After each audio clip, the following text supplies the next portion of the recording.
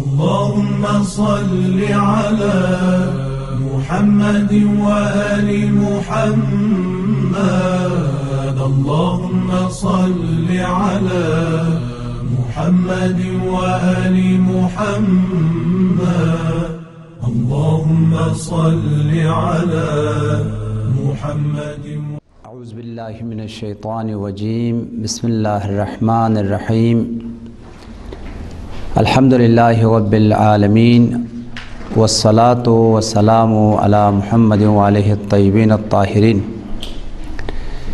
الذین اذهب اللہ عنہم الرجس وطہرہم تطہیرا. اللہم صلی علی محمد وآل محمد وعجل فرجهم. بسم اللہ الرحمن الرحیم. قال اللہ الحکیم وَلْيَعْفُوا وَلْيَصْفَحُوا أَلَا تُحِبُّونَ أَن يَغْفِرَ اللَّهُ لَكُمْ وَاللَّهُ غَفُورٌ رَحِيمٌ. الَّذِينَ يُنْفِقُونَ فِي السَّرَّاءِ وَالضَّرَّاءِ وَالْكَاظِمِينَ الْغَيْظَ وَالْعَافِينَ عَنِ النَّاسِ وَاللَّهُ يُحِبُّ الْمُحْسِنِينَ. آج کا درس عفو کی فضیلت اور عظمت اور عفو کرنا اور درگزر کر دینا، دوسروں کی خطاؤں کو اور لغزشوں کو بخش دینا اور معاف کرنا، اس کی اہمیت اور اس کے آثار اور فوائد آیات اور روایات کی روشنی میں بیان کرنا ہے. خلاصہ آپ کے خدمت میں بیان کر دیتا ہوں، پھر قرآن پاک کی آیات اور آل محمد کے ارشادات جو ہے ہم انشاءاللہ آپ کی خدمت میں پڑھیں گے. متن عربی قرآن پاک کی متعدد آیات میں اور اسی طریقے سے آل محمد کے ارشادات میں ایک انتہائی عظیم صفت ہے. وہ صفت در حقیقت خدائی صفت ہے، رب العزت کی صفت ہے. قرآن پاک میں آیا ہے ان اللہ کان عفوا غفورا. خداوند بہت زیادہ بخشنے والا ہے اور بہت زیادہ مغفرت دینے والا، درگزر کرنے والا اور معاف کرنے والی ذات ہے. لہٰذا معاف کر دینا، درگزر کرنا، دوسروں کی خطاؤں اور لغزشوں کو نادیدہ لینا، انتہائی دل کا بزرگ ہونا، فکر کا عظیم ہونا، چھوٹی موٹی باتوں کے اوپر لڑائی نہ کرنا، جھگڑا نہ کرنا، یا کسی نے ایک جاہلانہ حرکت کرتے ہوئے آپ کے شان میں، آپ کے حق میں اگر گستاخی کیا ہے تو اس گستاخی کو درگزر کر دینا اور اسے معاف کر دینا. اور نہ تنہا معاف کرنا، ابھی انشاءاللہ ہم ائمہ اور پیغمبر کی سیرت میں پڑھیں گے. ائمہ کی شان میں یا خود پیغمبر کی شان میں مشرکین نے، نادان لوگوں نے، جاہلوں نے بہت زیادہ گستاخیاں کی. الفاظ کے حوالے سے، انداز کے حوالے سے بہت زیادہ ان کی شان میں گستاخیاں کی، نازیبا کلمات کہے اور بہت زیادہ بے ادبی کی. لیکن اس کے مقابل میں ائمہ طاہرین یا سرور کائنات ان کو بخش دیتے تھے، ان کو معاف کر دیتے تھے. انشاءاللہ ہم بعد میں آنے والے روایات میں پڑھیں گے. یہاں تک کہ جنگ احد میں سرور کائنات کے بدن کو زخمی کیا گیا، دندان اطہر کو شہید کیا گیا. پیغمبر کے کئی دانت جنگ احد میں شہید ہوئے. روایات میں آیا ہے کہ مشرکین نے جب پیغمبر پر ظلم کیا، زیادتی کیا، تو کئی دانت جو ہے وہ شہید ہوئے. اور دانتوں کا شہید ہونے کی وجہ سے پیغمبر کے دانت سے خون جاری ہوا اور پیغمبر کا لباس خون سے رنگین ہوا. تو اصحاب بہت پریشان ہوئے کہ اس قدر ظالمین نے اور کفار نے اور مشرکین نے پیغمبر پہ زیادتی کی ہے، کہیں ایسا نہ ہو کہ دوسرے انبیاء کی طرح پیغمبر ان کے بارے میں نفرین نہ کرے، بد دعا نہ کرے. رحمت للعالمین ہے، اگر پیغمبر بد دعا کرے تو یہ صفحہ ہستی سے مٹ جائیں گے. تو پیغمبر نے اپنے ہاتھوں کو بارگاہ الہی میں بلند کیا. جب پیغمبر کے دست مبارک، دست رسالت اٹھے تو اصحاب سمجھ گئے آج پیغمبر جلال میں آیا ہے، کہ پیغمبر کی شان میں بہت گستاخی ہوئی اور پیغمبر کے دندان کو شہید کر دیا گیا.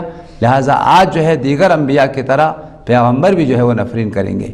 اتنے میں بارگاہ الہی میں ہاتھ اٹھا کر یہ تاریخی اور یہ مشہور اور معروف دعا اور جملہ پیغمبر کی زبان سے نکلا، اللہم اہد قومی فإنہم لا یعلمون، میرے پروردگار یہ میری قوم جاہل ہے، نادان ہے، انہیں میری منزلت اور مقام کا علم نہیں ہے، وہ تیری توحید اور تیری ربوبیت اور تیری شان و منزلت کا علم نہیں رکھتے، خدا یا پروردگار ان کو بخش دے، ان کو معاف کر دے، فإنہم لا یعلمون، یہ معرفت نہیں رکھتے، یہ علم اور آگاہی نہیں رکھتے۔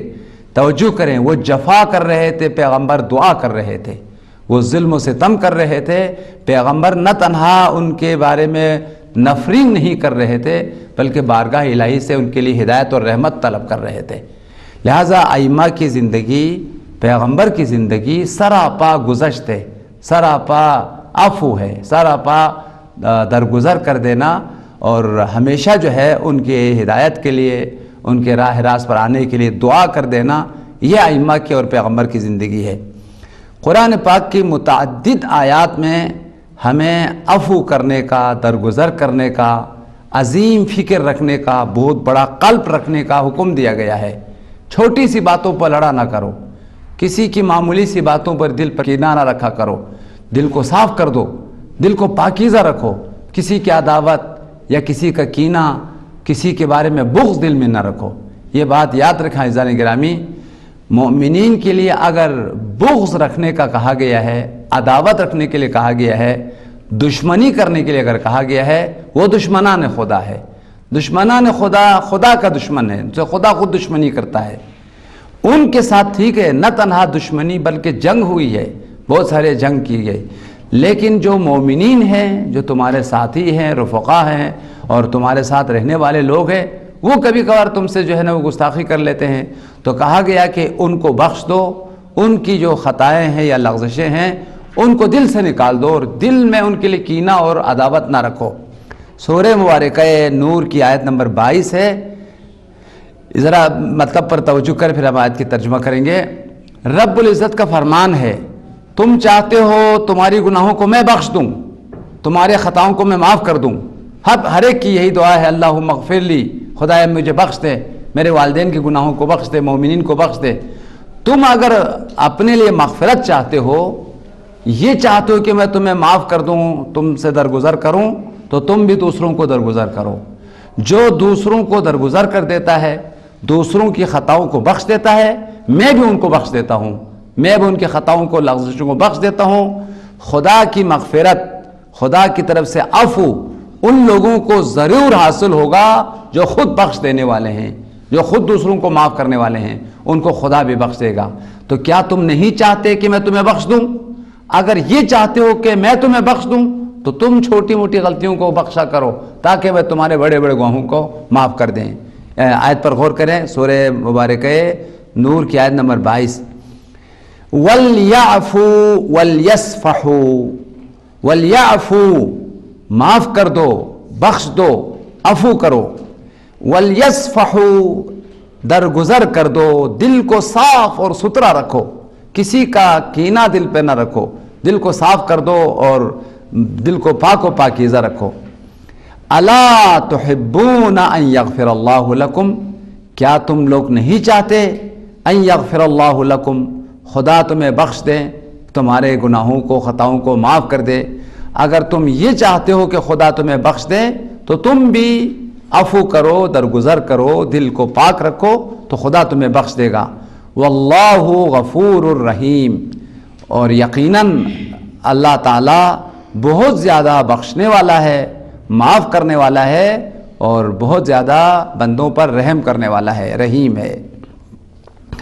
سورہ مبارکہ آل عمران کی آیت نمبر 134 میں تھوڑا میرے تے توجہ کریں، اہل جنت کی صفات بیان کی گئی ہے، جنتیوں کے کردار کیا ہیں، ان کی صفات کیا ہے، اہل جنت کی پہچان کرایا ہے، ان کی صفات بیان کیا ہے۔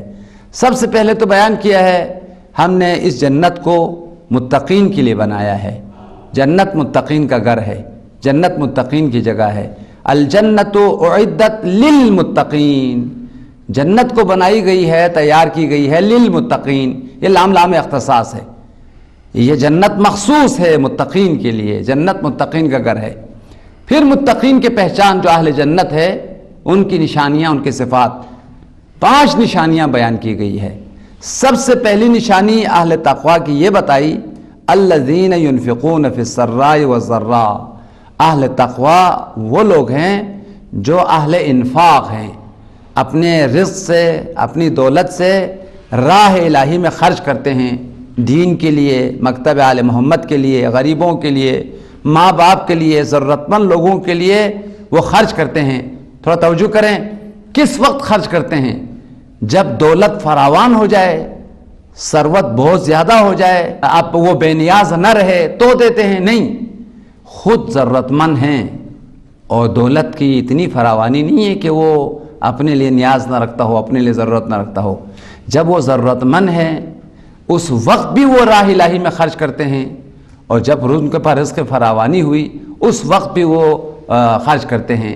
سورہ مبارکہ اس میں سورہ بقرہ میں آیا ہے، 4 حالتیں بیان کی ہے مومنین کی۔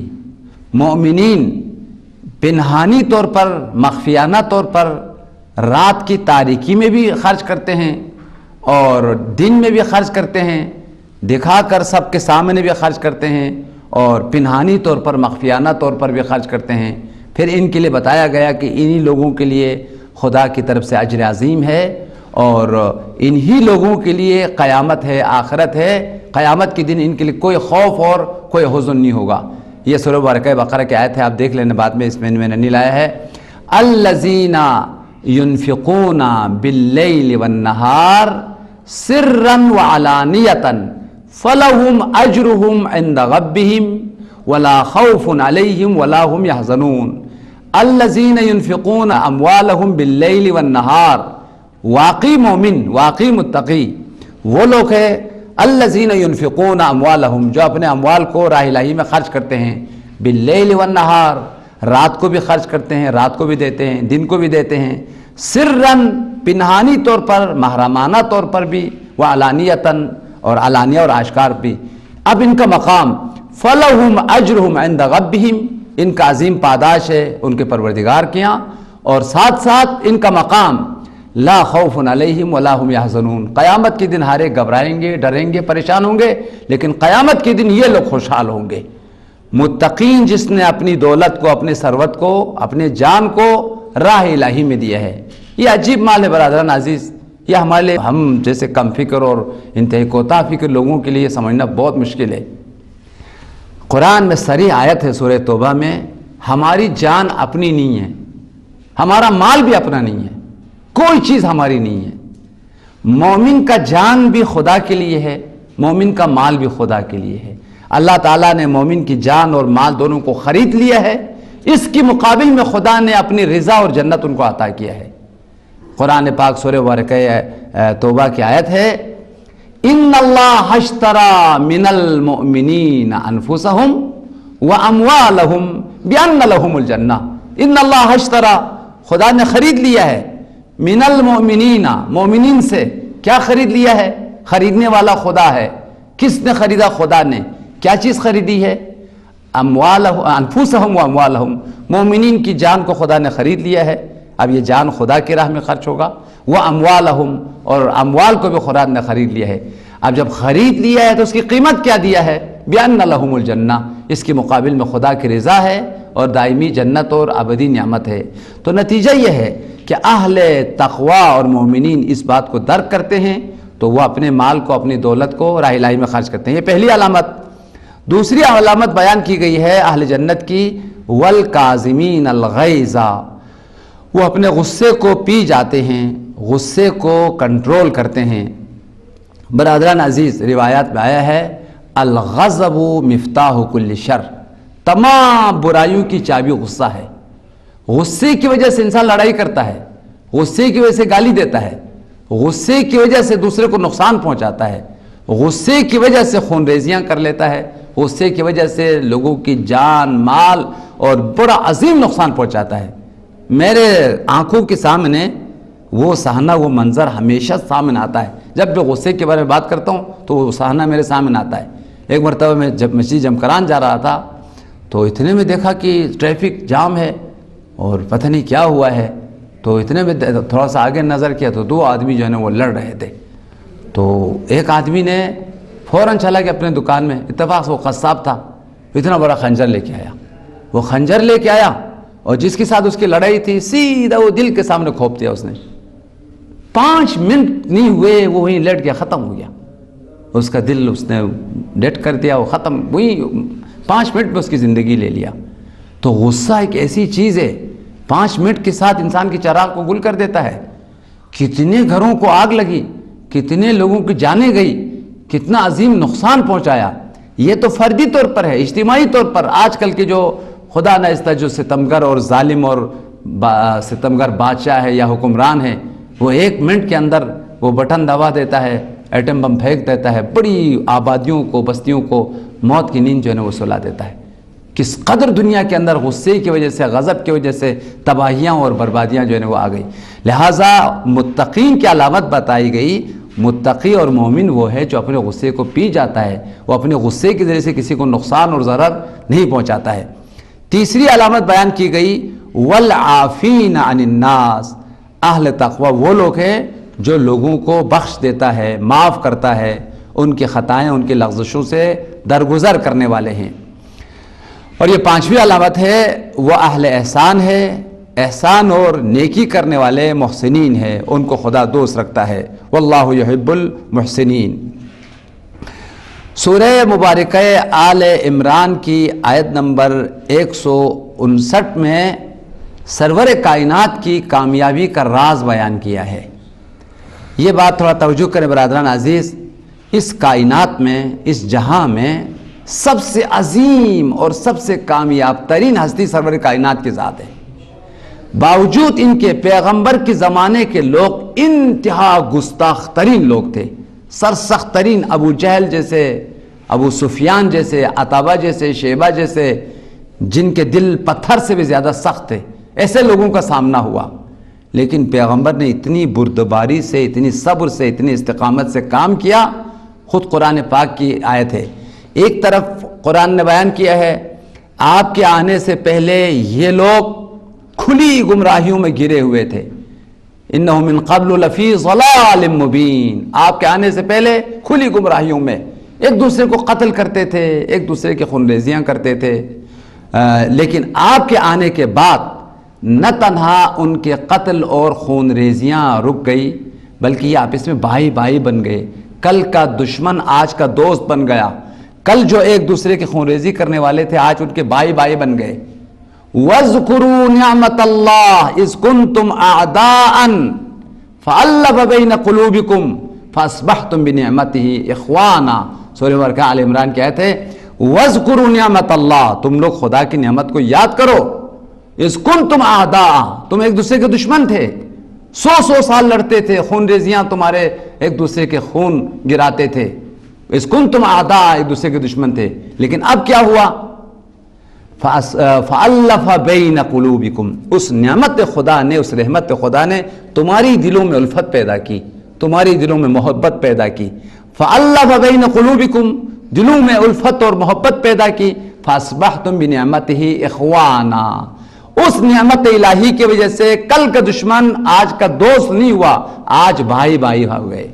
کل لڑنے والے آج دوسرے کو بھائی اور برادر کی نگاہ سے دکھتے ہیں۔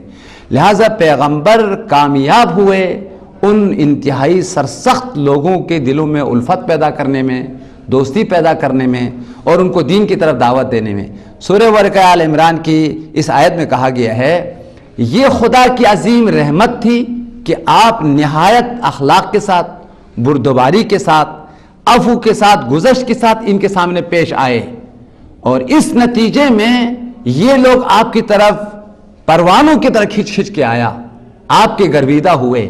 آپ کی اخلاق نے اس قدر لوگوں کو متاثر کر دیا کہ اس شمع کی طرح کہ جس کے گرد میں سارے پروانے جمع ہوتے ہیں، اس طرح لوگ آپ کے گرد جمع ہوئے، آپ کی طرف کھچ کے آئے۔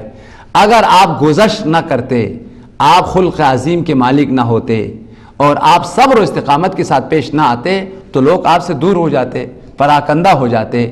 آپ اگر کامیاب ہوئے ہیں اس کا راز آپ کا خلق عظیم ہے، آپ کا عفو ہے، درگزر کرنا ہے۔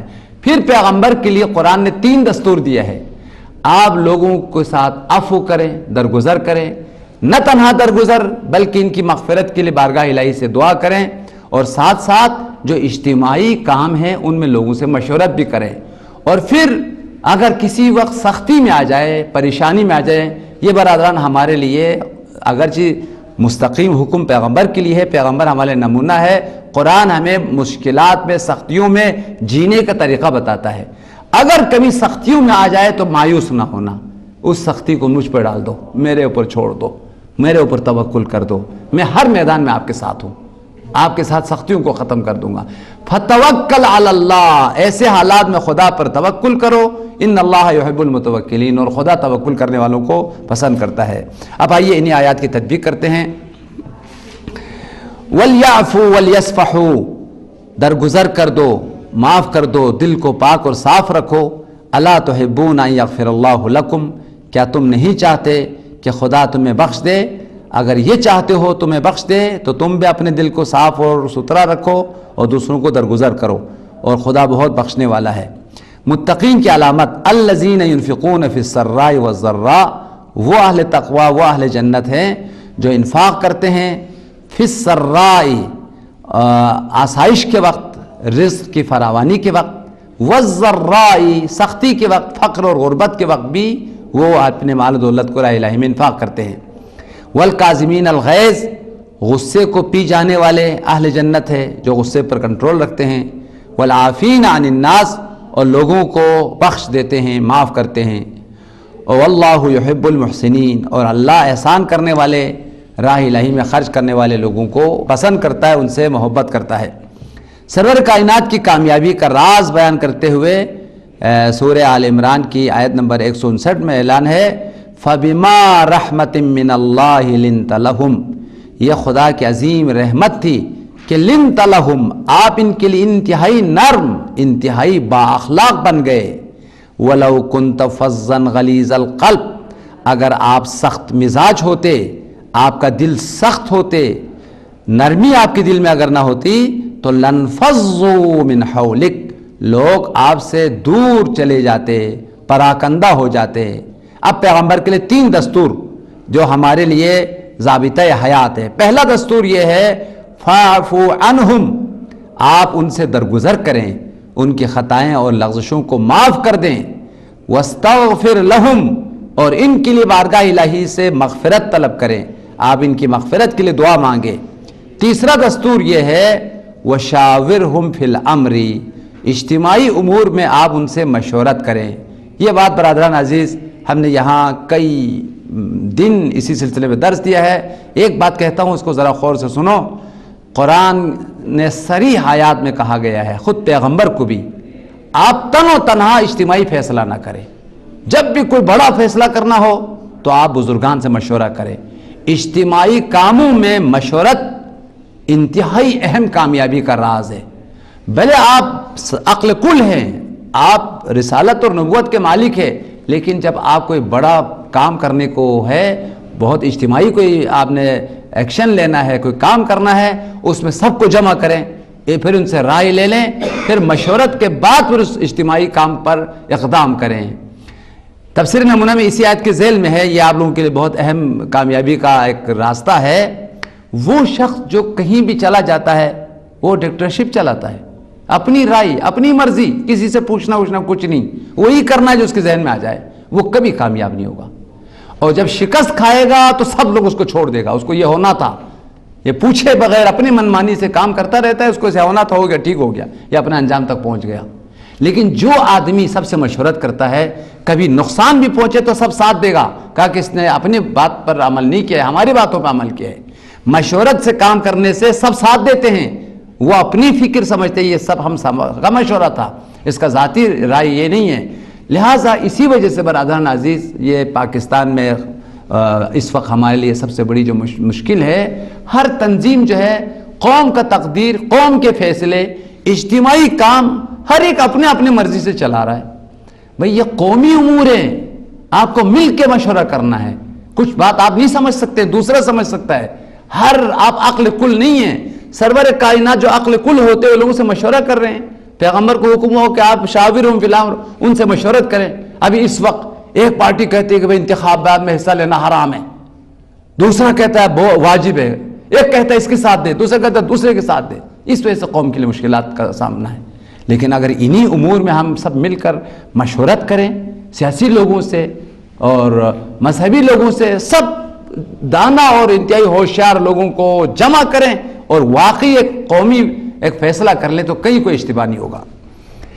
وشاورہم فی الامر، اجتماعی امور میں آپ لوگوں سے مشورہ کریں. فاذا عزمت، پھر جب آپ نے ارادہ کر لیا، فتوکل علی اللہ، پھر سارے امور کو خدا پر چھوڑ دو، خدا پھر آپ کے ساتھ آپ کو کامیابی عطا کرے گا. ان اللہ یحب المتوکلین. سورہ شورى کی آیت نمبر 40 ہے. عفو کرنے والوں کا مقام اور منزلت خدا نے بیان کیا ہے. فمن عفا واصلح فاجرہ علی اللہ، جو بخش دے اور اپنے کردار کا اصلاح کرے اس کا اجر خدا پر واجب ہے، اس کا پاداش خدا پر واجب ہے. انہ لا یحب الظالمین، خدا ظلم کرنے والوں کو پسند نہیں کرتا. سورہ مبارکہ اعراف کی آیت نمبر 99 میں بھی پیغمبر کو 3 دستور دیا گیا ہے. خذ العفو، عفو اور درگزر کرنے کو اپنے لیے ایک ہتھیار کی طرح ہمیشہ ساتھ رکھیں، اس کو ہمیشہ اپنے ہاتھ میں رکھیں، ہمیشہ عفو اور گزشت سے کام لیں. وَأْمُرْ بِالْعُرْفِ، دوسرا دستور یہ ہے کہ لوگوں کو نیکیوں کی طرف، دین کی طرف اور خدا کی طرف دعوت دیتے رہیں اور ان کو حکم دیتے رہیں نیکیوں کی اور واجبات اور فرائض کی. وَأَعْرِضْ عَنِ الْجَاهِلِينَ، اور جو نادان اور ناسمجھ لوگ ہیں ان سے دوری اختیار کریں، جن کی سمجھ میں نہیں آ سکتی بات تو ان سے آپ دوری اختیار کریں. خدا ہمیں اس عظیم صفت کو اپنانے کی، آل محمد کی سیرت پر چلتے ہوئے عفو اور گزشت اختیار کرنے کی توفیق عطا فرمائے.